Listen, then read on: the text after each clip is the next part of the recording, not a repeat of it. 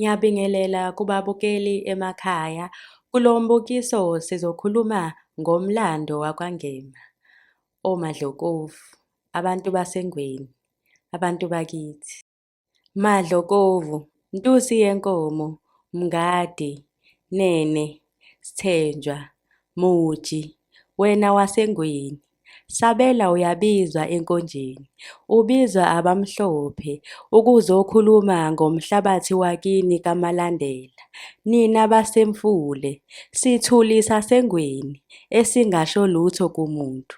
Madlokovu, ongengakanani ngoba nasetendeni yesandla wena uyanela.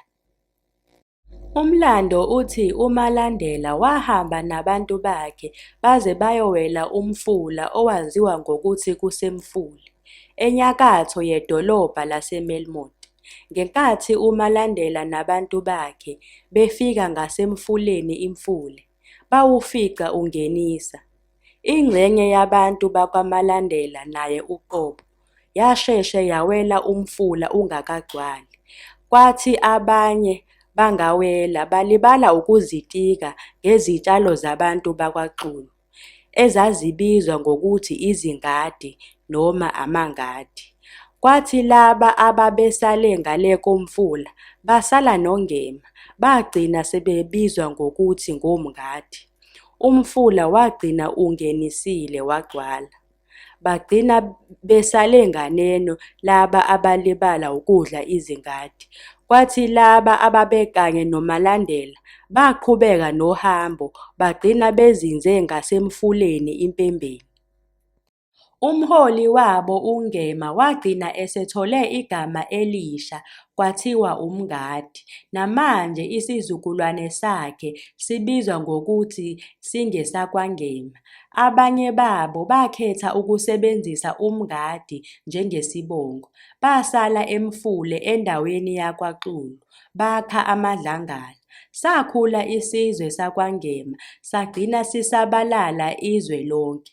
Abantu bakwaNgema babuye babizwe ngokuthi bangabaseNgweni, kusiselwa egameni lomfula lapho kwatshalwa inkosi yabo uMadlokovu kaMlaba, laphaya eThemba kwaNompunjwana.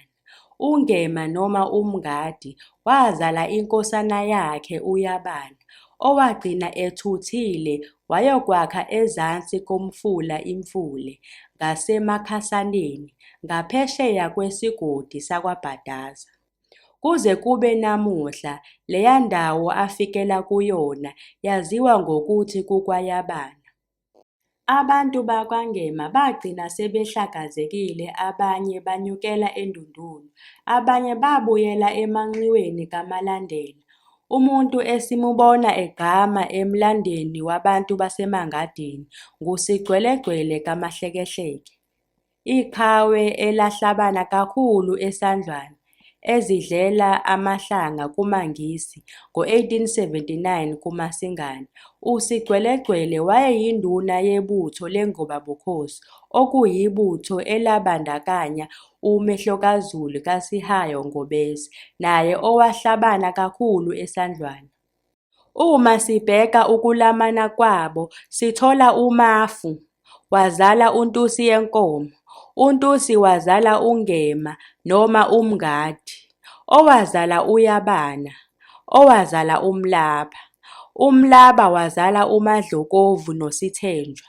uMadlokovu wazala uSigodo, uZembe, uMbadama, uMhlekehleke noBusinkosi. uMhlekehleke wazala uSigcwelegcwele. uZembe wazala uLokothwayo noZazini.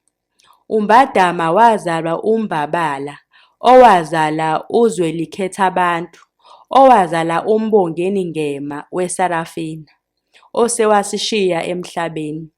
uBusinkosi kaMadlokovu wazala uMdunyelwa, owazala uLusizi, owazala uCabeka, owazala uMgitshwa. uMgitshwa wazala uNtsinyana, yena wazala uNhlenhle, owazala uMjoli, owazala uMyaba noMyeka. AbakwaNene bona baphuma kuSithenjwa, kaMlaba, kaYabana, kaNgema, kaNtusi, kaMafu. USithenjwa wayengumnewakhe kaMadlokofu, bezalwa nguMlaba. USithenjwa wagila umkhuba walala nodadewabo. Abadala bakhuza uMhlola bebabaza isenzo sikaSithenjwa, bathi wenzani Sithenjwa? Wakhuhlakhuhla udadewenu ngesinene. Kusuka lapho-ke uSithenjwa wabe esebizwa ngoNene, kwase kuvela isibongo sakwaNene.